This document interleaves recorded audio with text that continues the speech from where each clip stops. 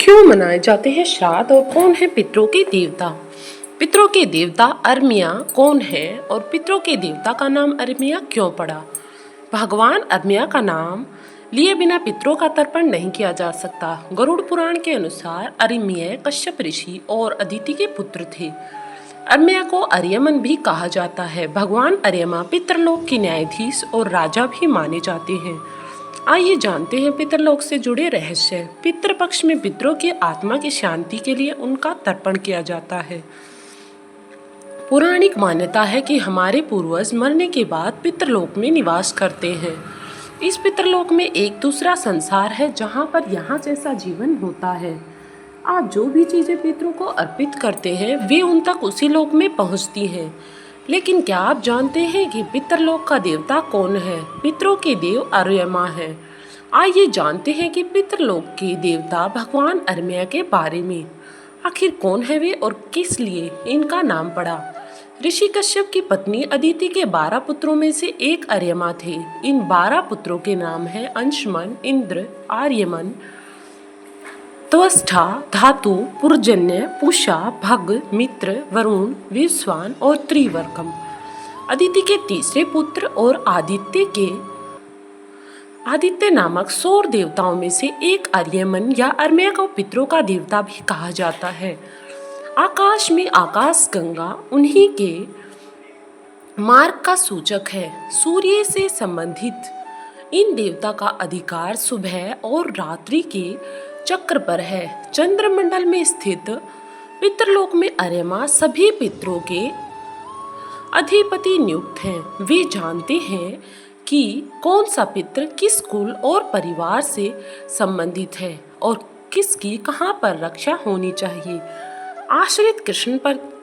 अश्विन कृष्ण प्रतिपदा से लेकर अमावस्या तक ऊपर की किरण अर्यमा और किरण के साथ पितृ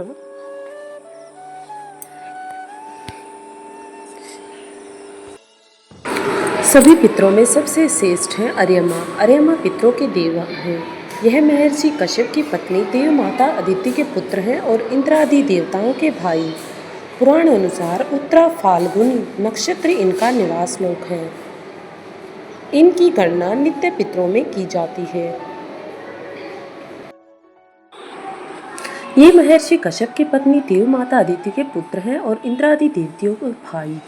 पुराण अनुसार उत्तरा फाल्गुनी नक्षत्र इनका निवास लोक है और इनकी गणना नित्य पितरों में की जाती है। जड़ चेतनमय सृष्टि में शरीर का निर्माण नित्य पितृ ही करते हैं। इनके प्रसन्न होने पर पितरों की तृप्ति होती है।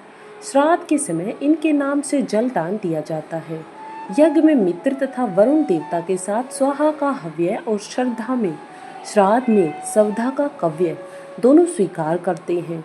पितृपक्ष में 3 पीढ़ियों तक के पिता पक्ष के तथा 3 पीढ़ियों तक के माता पक्ष के पूर्वजों के लिए तर्पण किया जाता है। इन्हीं को पितृ कहते हैं। दिव्य पितृ तर्पण, देव तर्पण, ऋषि तर्पण और दिव्य मनुष्य तर्पण के पश्चात ही स्वयं पितृ तर्पण किया जाता है और इसे परिपूर्ण निभाया जाता है। ओम अर्यमा न त्रिपताय इंद्र तिलोदकम तस्मै सवधा नमः। ओम मृत्यु मामृतात् अमृतम गम्य। अर्थात पितरों में अर्यमा सबसे श्रेष्ठ है।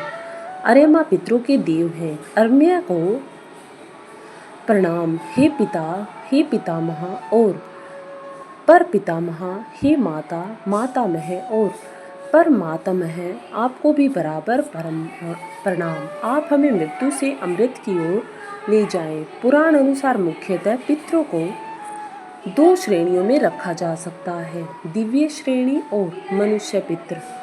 दिव्य पितृ में उस जमात का नाम है जो जीवधारियों को कर्मों को देखकर मृत्यु के बाद उसे क्या गति दी जाए इसका निर्णय करते हैं। इस श्रेणी का प्रधान है यमराज। यमराज की गणना भी पितरों में ही होती है। काव्य, वार्डनल, सोम, अर्यमा और यम ये 4 श्रेणी मुख्य गण प्रधान है। अर्यमा को पितरों का प्रधान माना गया है और यमराज को न्यायाधीश। इन दोनों के और चारों के अलावा प्रत्येक वर्ग की ओर से सुनवाई करने वाले हैं, जैसे अग्निशव देवताओं के प्रतिनिधि, सोमसद या सोमप्पा साध्यों के प्रतिनिधि तथा बहिर्भद्र गंधर्व राक्षस किन्नर संपूर्ण सर्प तथा यक्षों के प्रतिनिधि हैं। इन सब से गठित जो जमात है वही पितृ है। यही मृत्यु के बाद न्याय करती है और हमें न्याय की ओर ले जाती है। धर्मशास्त्रों के अनुसार पितरों का निवास चंद्रमा के ऊर्ध्व भाग में माना जाता है।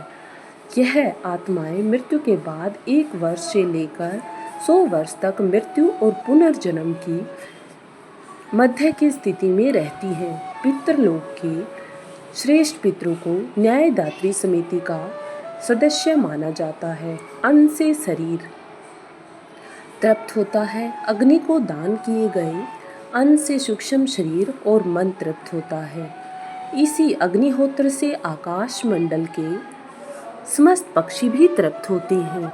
पक्षियों के लोक को भी पितृलोक कहा जाता है। और पितृ चाहे किसी भी योनि में हो, वे अपने पुत्र पुत्रियों एवं पुत्रों के द्वारा किया गया श्राद्ध का अंश स्वीकार करते हैं। इससे पितृगण पुष्ट होते हैं और उन्हें 3 योनियों से मुक्ति भी मिलती है। यह कर्म कल के लिए कल्याणकारी है और जीवन में श्रेष्ठ कार्य है। जो लोग श्राद्ध नहीं करते उनके पितृ उनके दरवाजे से वापस दुखी होकर चले जाते हैं।